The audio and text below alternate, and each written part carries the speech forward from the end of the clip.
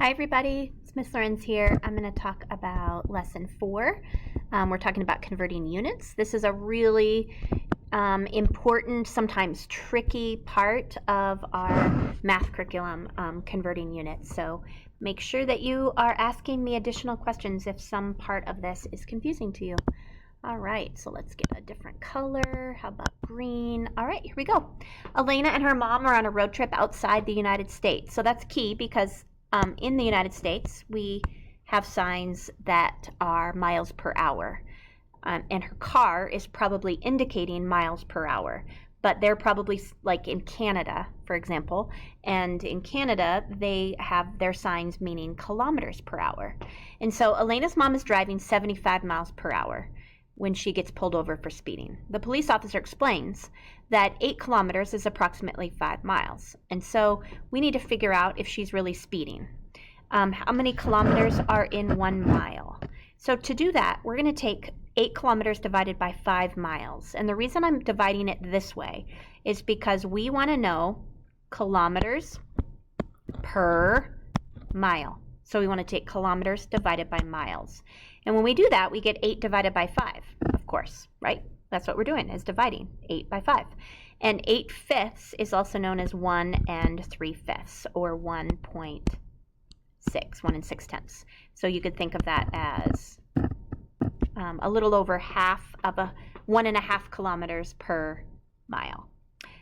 So now we are looking at the reciprocal to that. So how many miles are in a kilometer? So this time I want to divide miles by kilometers because I want to know miles per kilometer. So I'm doing 5 divided by 8. Well, we know 5 divided by 8 is simply just 5/8. And so that's 5/8 of a mile. That's, of course, not quite a mile. That's about 60% of a mile for every kilometer. And so if the speed limit is 80 kilometers per hour and Elena's mom was driving 75 miles per hour, was she speeding, and by how much? So we know that 75 miles per hour is what she was driving. So let's convert that to our kilometers per hour by multiplying 1.6 or 1 6/10 times every one of those miles, because we know that there are 1 3/5 kilometers for every mile. And when I multiply 75 times 1 6/10, I get 120. So she was actually traveling 120 kilometers per hour. So yes, she was speeding. If it was only 80 kilometers per hour speed limit, she was speeding by 40 kilometers per hour. Yikes. It's going to be an expensive speeding ticket. All right, number 2, a veterinarian used weights in kilograms to figure out what dosages of medicines to prescribe for animals. And for every 10 kilograms, there are 2.2 pounds. So I circled that because in my mind, right off the bat, I want to go to the unit rate. So I'm going to divide both the 10 and the 22 by 10. And so that I get 1 kilogram is 2.2 pounds, or 2 2/10 pounds. So we're going to calculate each animal's weight in kilograms. And it says that if we get stuck, we can use a double number line or a table. You can always do that. You can always do that. If you really like the tool double number line or table, use it. Absolutely. That's only going to help you more in the future when math gets more complicated. So Fido the Labrador weighs 88 pounds. So I'm going to divide the 88 pounds by the 2.2 pounds for every kilogram, so that I can get how many kilograms that is. So 88 divided by 2.2 is about 40 kilograms. I did the same thing with Spot the Beagle. I took 33 divided by 2.2 and I got 15 kilograms. And I did the same with Bella the Chihuahua. I took 5.5 divided by 2.2 and I got 25. No, that's not 25. That's got to be 2.5. Yeah, 2.5 kilograms. So a certain medication says it can only be given to animals over 25 kilograms. How much is this in pounds? So if we take 25 kilograms and we know that for every kilogram it's 2.2 pounds, we're going to multiply 25 times 2.2 and we get 55 pounds. All right, number 3. Diego's trying to follow a recipe, but he can't find any measuring cups. He only has a tablespoon.